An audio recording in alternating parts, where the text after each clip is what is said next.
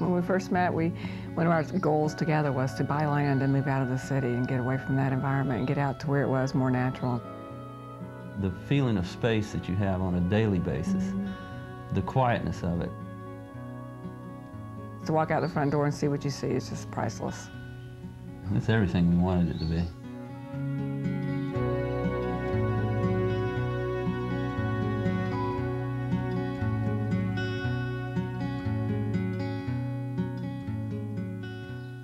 All houses don't have to look the same, but most are influenced by other buildings.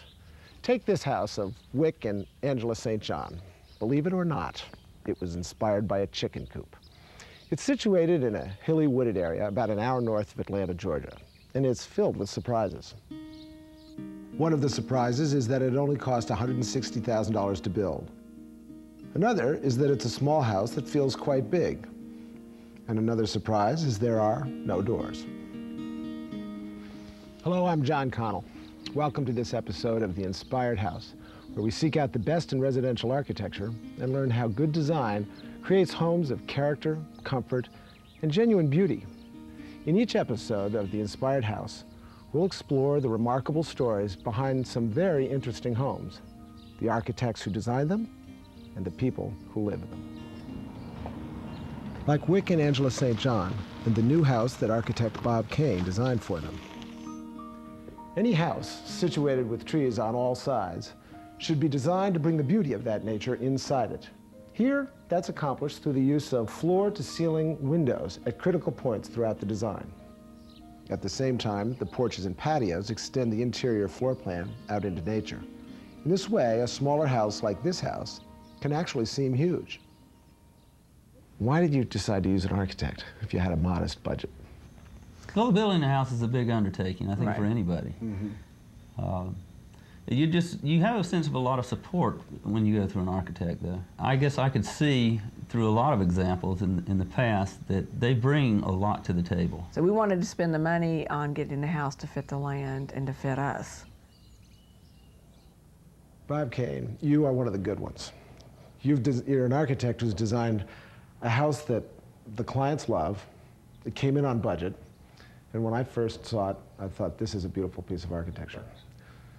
So I figure I have something to learn here. What were some of those things that you brought to the mix that you wanted to accomplish with this building? One thing we were looking for in this particular design was going back to rural roots and the southern vernacular of traditional building forms in this area, in the area that this site is located, and using those in a contemporary way. What I love about the vernacular style is just the pure, clean response to a building problem. The people who are building the sheds and the barns and the things you see scattered in the landscape around here were after a building form that would solve their need for a building, whatever that was, whether it was a chicken house or whether it was a barn or whether it was a storage shed. That's about the full extent of this being vernacular is we've taken that concept and applied it to a house. But as you can see from the inside, it's not traditional in any way at all. The design for this house is the marriage of two separate shotgun-style buildings that run parallel to each other and are attached by an enclosed glass bridge. The shotgun style is a Southern-style house that goes back 150 years. It's basically a long, narrow building with rooms arranged one behind the other, so named because you can unload a shotgun at one end and not hit anything until the other. We're in the main building now, which, as you can see, is just a simple, long, rectangular box. But this is no typical shotgun-style house. Inside the rectangular box is another box, which holds the utility, bathroom, and storage core. The core separates the master bedroom at one end from the open kitchen, dining, and living area at the other. Otherwise, it's a very open plan with large windows on every side and no real walls anywhere within it. This simple open design is what makes the St. John's house distinctive, airy, and functional. Are there some specific examples you can give me about how you get great design at an affordable budget in this house?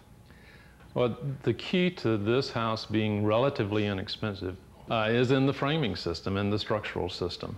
It's a straight 2-foot grid. The rafters are 2 feet apart. So all of the details, all of the design thoughts spring off of that simplistic framing system. So you just keep it simple for the people that are building it. Was there a point at which you had a particularly exciting discovery and thought, okay, this is going to be great, it's going to work? The moment that this design became successful is when we created 2 structures instead of 1 structure. It expanded the scope of the house. You know, behind every house there are tales to tell and lessons to learn. The architects and designers always have an interesting lesson from their most recent design or renovation. But often, it's the homeowners who have the more interesting stories. I think that's because it's the homeowners who start the whole process with an initial idea or a list of needs, and ultimately, it's the homeowners who will live in the final design. For each of you, what's the part of the house you like the most? I got tired of being in the kitchen and having everybody else, you know, being in the living room or partying or everybody trying to cram in the kitchen. So I wanted it so it was all open so that it would flow. Where it is and how it sits in the woods and the ability to look out. I mean, it's the totality of the house really is what I like most about it. And the details are just a plus. Bob was able to supply those in multitude. And all the glazing, the height of the house, the fact that we have a tin roof and you can hear the rain, you can hear the difference between rain and sleet.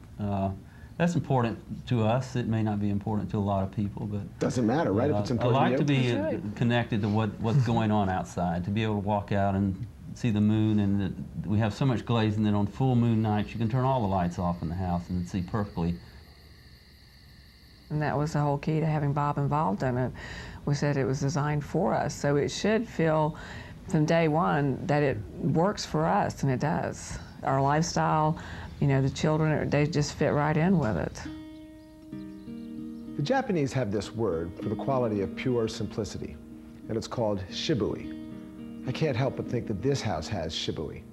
It's the clarity of the layout, the beauty of the openness, and the way it brings in and connects to the outside. It's the honest use of natural materials. You can see it in the powerful lines of the roof, and the way it recognizes the rural culture around it. The way it sits so comfortably on this site. That's what makes this house truly inspired.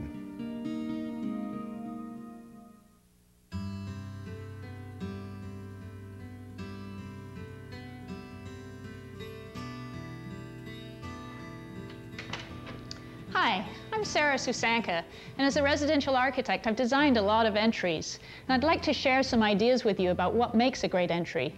Let's take the house we just saw, the St. John house. This entry is much more than just a doorway linking inside and outside. The yellow panels on either side announce your arrival. The door area itself has an understated character, the glass panels blurring the distinction between inside and out.